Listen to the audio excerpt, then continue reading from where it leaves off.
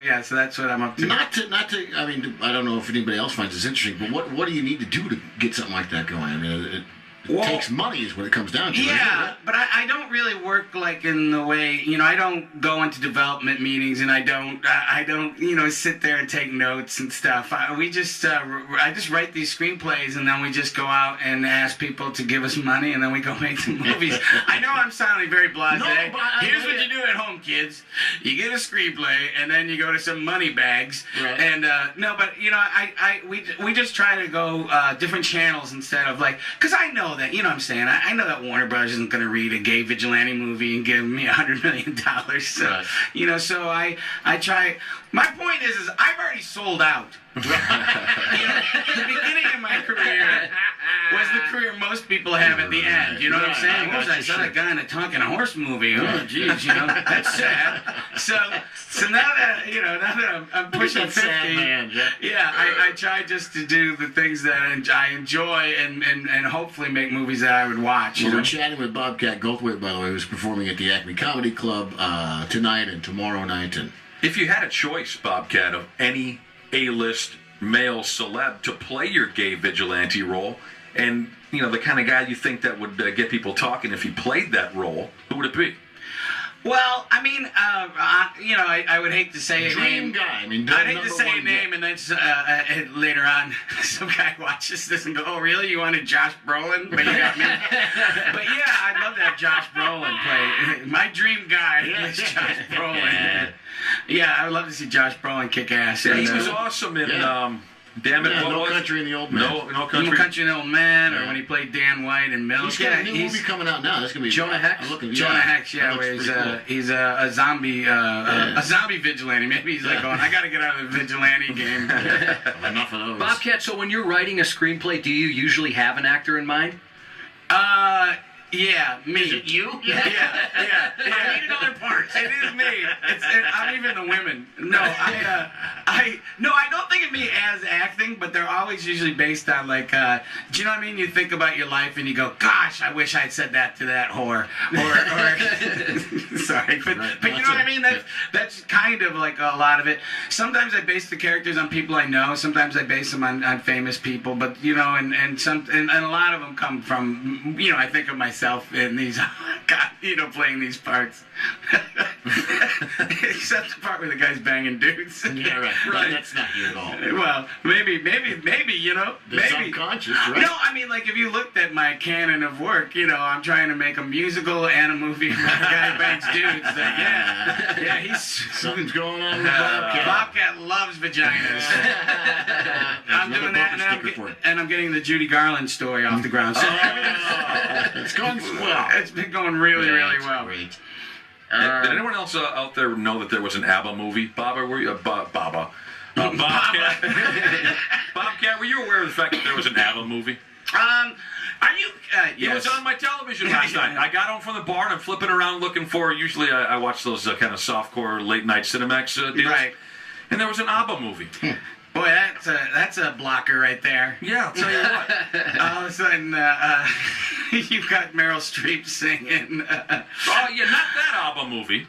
Oh, a real Abba movie. Oh, you mean the Abba concert film? Like a documentary. Yeah, I am aware of that.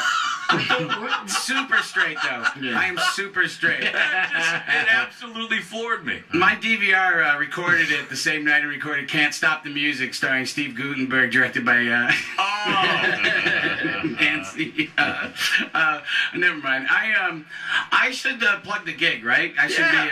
We mentioned a few times you're going to be at the Acme Comedy Club. I'm at the Acme, and I got to say,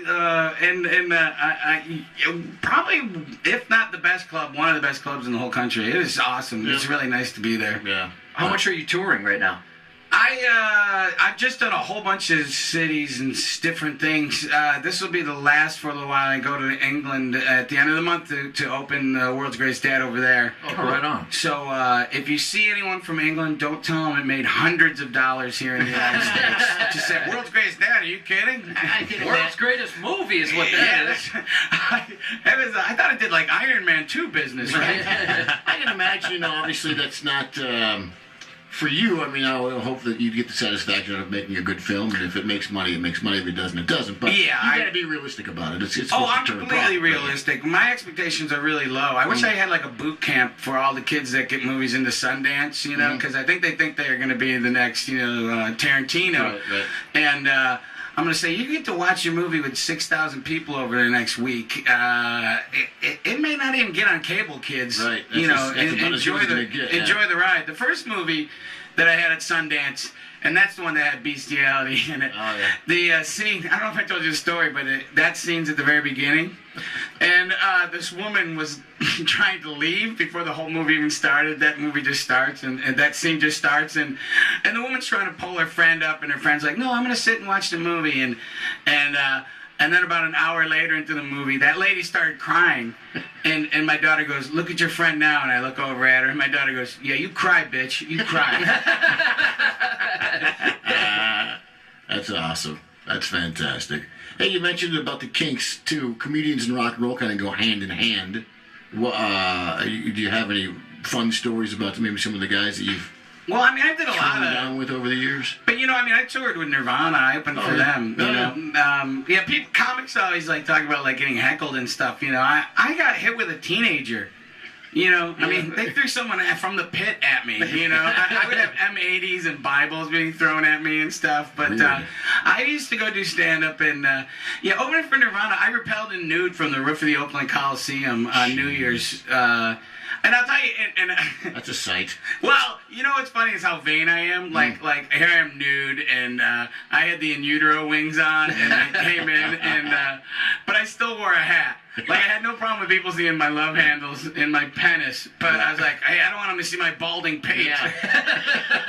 Cover up that bald spot. like I'm like Brett Keep Michaels. the illusion alive, like right? Brett Michaels in the hospital bed with the bandana on. I thought that bandana may have caused a hemorrhage. Aren't the doctors required to take that off so they can perform medical procedures? Yeah. I mean, well, apparently, like his rosebud, last sentence that he uttered was bandana. Rosebud. Speaking of Brett Michaels, and I mentioned a minute ago, I mentioned late nights Skinamax movies. I read yesterday that He was watching Busty Cops 2. that's part 3. 3, yeah. 2's crap. 3 really comes together. He was watching Busty Cops Part 3 on After Hours Skinamax, and that's when his hemorrhage kicked in. I think Nikki Nova should be flattered. Yeah. You can make a guy I mean, I heard that she damn was near in to those. death. you heard that she was in these. You don't know, but so you've heard. Well, those movies, they're kind of like, they're weird, the Busty Cops, because they're actually they put comedy in them. Now, when you say weird, you mean terrific? No, I mean, I'm not critiquing them. I'm joking. I'm all for them. Yeah, but they it's try like, to be funny. Look, I'm just saying, if you're watching that movie, you're watching it for basically one reason. That's right. And then they put comedy in it, and you're like going, whoa!